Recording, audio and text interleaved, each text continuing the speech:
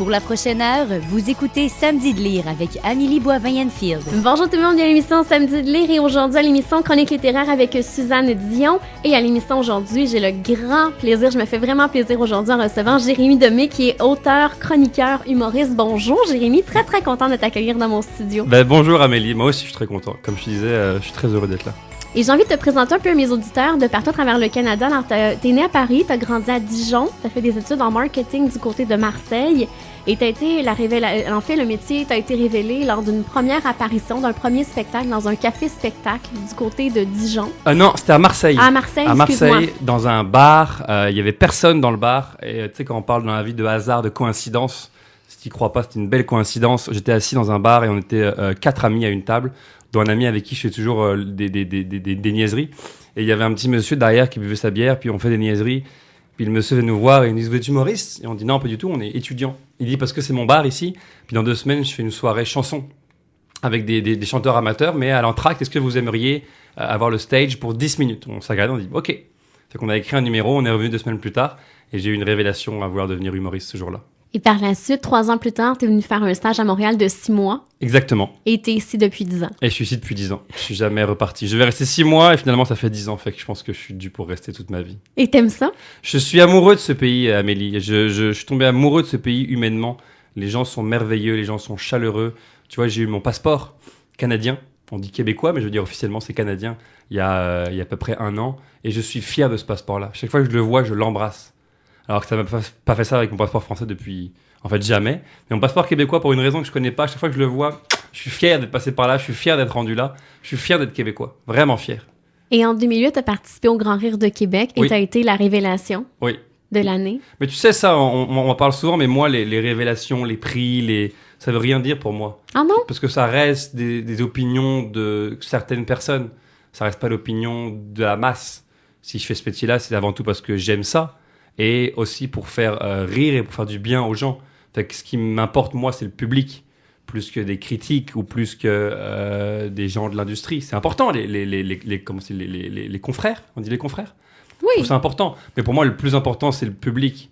Fait que des prix, c'est jamais ça qui me motive ou qui me fait avancer dans la vie. Et en 2009, t'as participé En route vers mon premier gala Juste pour rire. 2008, Ah, c'est en 2008? Je pensais Oui. que c'était en 2009. même année. 2008, où j'ai gagné ce concours-là. La première place, oui, c'est ça. Et puis ça, c'est le fun, parce que ça, c'est le public qui décidait. Tu sais, ça, Oui, c'est, oui. ça, c'est le fun, parce que là, ça montre que c'est les gens qui décident qu'on t'aime, on veut te revoir. Donc là, c'est intéressant. Et puis, j'ai gagné ce concours-là, puis j'ai fait des galas Juste pour rire, puis de fil en aiguille, j'ai fait mon chemin là-dedans. Et un jour, j'ai signé avec une boîte de production qui s'appelle Juste pour rire, qui a quelques artistes, comme Rachid Badouri, comme Jean-Marc Parent. Et puis voilà, on a fait un one-man show qui a très très bien marché. On a vendu presque 100 000 billets en 2 ans et demi. Et voilà. Et là, je suis en train de réécrire un deuxième spectacle. Ça arrête plus de bien aller. Le premier spectacle, oui, ça aurait pu bien aller. Un spectacle qui fait grand bien, moi, que j'ai vu à tes débuts, à ta grande première médiatique. Et j'avais adoré cette soirée-là. J'avais eu beaucoup, beaucoup de plaisir. Et en même temps, c'était hyper touchant aussi, parce qu'à un moment donné, tu fais un discours qui est hyper touchant, que j'ai revu dans le temps des fêtes, qui a été vu par des millions de personnes. Ouais. J'ai mis ça après les attentats de France, parce que je trouvais ça, ça m'est venu. À un moment, je me douchais, et puis tu sais, des fois, j'ai des intuitions qui me viennent, et ça m'est venu l'envie de me dire, ah ben oui, c'est ça que le monde a besoin d'entendre en ce moment, de ma part. Je suis pas assez arrogant pour dire c'est ça que tout le monde a besoin d'entendre dans la vie. Je dis de ma part, c'est ça que le monde a besoin d'entendre. Fait que je me suis dit, je vais le poster, puis éventuellement, ça va toucher les gens. Et puis ça a fait, je pense, 7 millions de views. Fait que ce qui montre à quel point les gens ont besoin de revenir à eux, ont besoin de revenir à leur humanité, ont besoin de livres comme celui-là, que ce soit le mien ou un autre. Hein. Et ils ont besoin d'outils et de choses pour aller vers un meilleur dans leur vie. Tu sais, on vit dans un monde où beaucoup de gens prennent des antidépresseurs. Beaucoup de gens sont malheureux intérieurement parce qu'on se sent seul, on se sent un peu perdu, je pense, dans ce monde-là. Et on cherche des moyens de se raccrocher à nous, à notre humanité.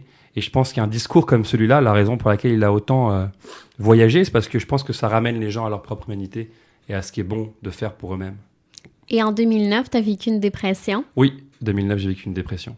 Et tu as lu beaucoup de livres de croissance personnelle à ce moment-là. J'ai fait une dépression et je sais pas s'il y en a qui m'écoutent qui ont déjà fait une dépression. C'est pas un moment agréable de ta vie. Non. J'avais plus envie de rien. J'avais plus envie de me lever le matin. Je me réveillais le matin puis j'avais qu'une envie, c'était que la nuit revienne pour me rendormir. Et ma carrière allait pas bien, ma relation avec ma blonde n'allait pas bien, ma santé n'allait pas bien. Et c'est ça, j'allais vraiment pas bien et je me suis dit, je veux renaître, je veux devenir une nouvelle personne. Parce que quand tu fais une dépression, tu as deux choix. Soit tu sombres dans l'antidépresseur, dans la noirceur, soit tu trouves des façons, peu importe lesquelles, de t'en sortir puis de revenir. Et j'ai décidé de devenir une nouvelle personne. J'ai décidé de mieux vivre. Et j'ai commencé à faire beaucoup de choses, à voir des spécialistes. J'ai commencé à lire des livres. J'ai commencé à suivre des conférences. J'ai commencé à faire tout ce que la vie me donnait. Je me suis dit, je vais le faire. Tout ce que la vie m'offre, je vais l'essayer. Ça se peut que ça m'aide. Et donc, j'ai essayé des dizaines et dizaines de choses, des dizaines de livres. Et aujourd'hui, je vis une vie absolument merveilleuse, Amélie. Je vis une vie extraordinaire. J'ai 33 ans et j'ai jamais été aussi bien physiquement, mentalement, émotionnellement, carrièrement. Tout ce que tu veux, je vis une vie extraordinaire grâce à tous ces outils et tous ces gens qui m'ont aidé. Et un jour, je me suis dit, si moi j'ai réussi, n'importe qui est capable de réussir à accéder à une vie meilleure. Je suis pas meilleur que personne qui m'écoute en ce moment. C'est pas meilleur. Il y a juste une chose que tu as besoin dans ce moment-là, c'est de la volonté et des outils que j'ai pu apprendre. Fait que je me suis dit que je vais faire un partage d'outils. Parce que si j'ai réussi, peu importe qui peut réussir. Fait que je me suis dit, je vais faire une boîte à outils. C'est comme une boîte à outils d'outils. Puis éventuellement, les gens qui voudront venir piocher dedans le feront. Et voilà. Donc, ça a donné ce livre-là qui s'appelle La Liste.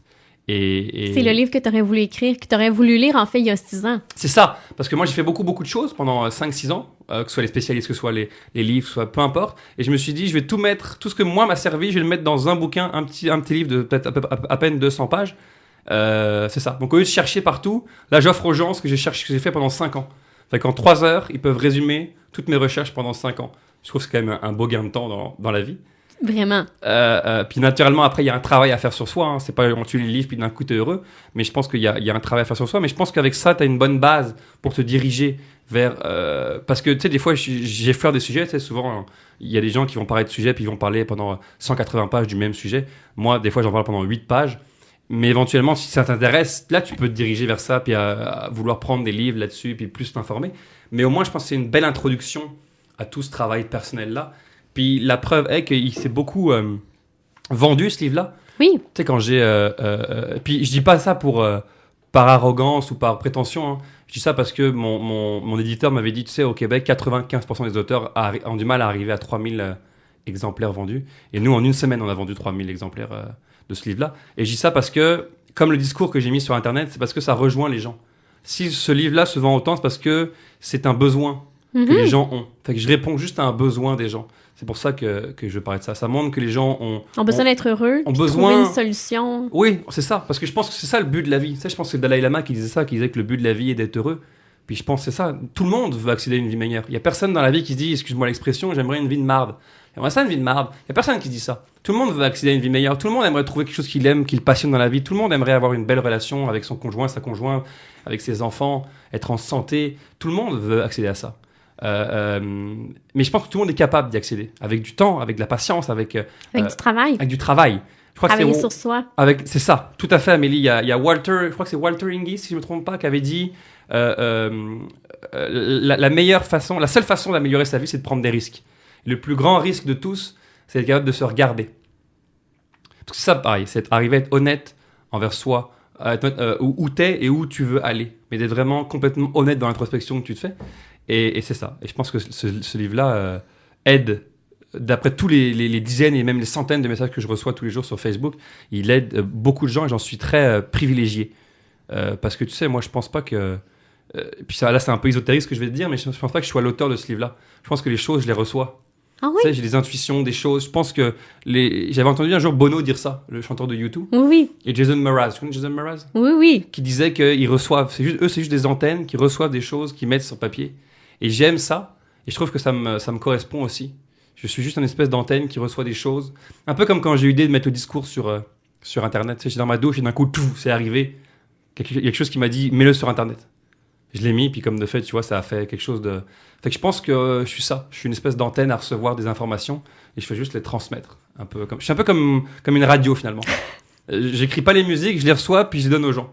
C'est un peu ça le principe. Mais je sais que c'est ésotérique pour beaucoup de gens, ce que je viens de dire, mais c'est un peu comme ça que je le vois. Et ce que moi j'ai aimé de la liste, c'est que la vie va vite et c'est 30 courts chapitres. Alors, si on n'a pas beaucoup de temps dans la journée, on prend quelques minutes et on a le temps de lire un chapitre. Et à la fin, il y a toujours un post-it où tu nous dis une phrase importante, phrase marquante. Et les phrases marquantes de chacun des chapitres sont soulignées aussi en gras. Oui. Pour qu'on s'en rappelle, que ça reste marqué dans notre mémoire. Oui, tu sais, moi, quand j'ai commencé ma carrière, il y a quelqu'un qui m'a dit « Fais ce que tu aimerais voir sur scène. Fais ce que tu aimerais voir. » Et le jour où j'ai commencé à écrire un livre, je ne savais pas comment on écrivait un livre, parce que je suis pas en tout cas, j'étais pas un auteur de livres. Je n'ai jamais écrit, mais je me suis dit, c'est quoi les livres que j'aime lire, moi? Et puis, excuse-moi, les livres que j'aime lire, c'est des chapitres courts, premièrement. Moi, chapitre long, j'oublie, je me perds. Chapitre court. Deuxièmement, moi, j'aime bien les petites citations au début de chaque chapitre. Ça, je trouve que ça marque des gens qu'on aime, des gens qui sont reconnus. C'est toujours des phrases accrochantes. Fait que ça, j'aime ça. J'aime des phrases soulignées en gras, justement. Parce que des fois, tu veux revenir à un chapitre, tu dis attends, tu reviens, puis ton œil est directement accroché par ça. Fait que tu vas plus vite pour t'en rappeler. Mais est-ce que c'est ton côté humoriste qui veut comme puncher, comme à la fin avec le post-it? Non, pas du tout. Le côté du post-it, c'est que en 2009, quand j'allais vraiment pas bien, j'ai pris des cours d'acting, des cours de jeu. De jeu, ok. Avec un Américain qui s'appelle Tom Todoroff, qui vient ici, qui vit à Los Angeles et à New York, qui vit aux deux. Et il venait à Montréal tous les 2 mois pour donner deux jours de cours intensifs d'acting. En anglais?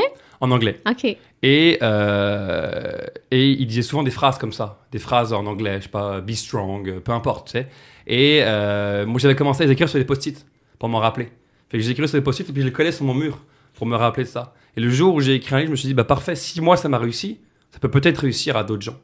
Fait que j'ai eu l'idée de résumer le chapitre à la fin sur un post-it. Comme ça, les gens, au lieu de relire tout le chapitre, ils ont juste à coller le post-it sur leur mur et ils se rappellent l'essentiel. Finalement. Tu sais, moi, ce que je trouve dans ce genre de livre-là, moi, j'en lis beaucoup, des livres comme ça. Et souvent, tu as un chapitre de 50 pages. Et je me suis dit, j'aurais pu dire la même chose, mais en 4 pages. Et je me suis toujours demandé pourquoi il les faisait en 50 pages. Parce qu'en vrai, quand tu lis un livre de 300 pages, tu retiens pas 300 pages. Mais non. Tu retiens 1, 2, peut-être 3 idées, si jamais t'es wise. Mais sinon, t'oublies. Fait que je me suis dit, chapitre court, post-it court, phrase courte. Les gens, on va tellement dans un monde rapide qu'il faut faire le concis, rapide, clair, simple.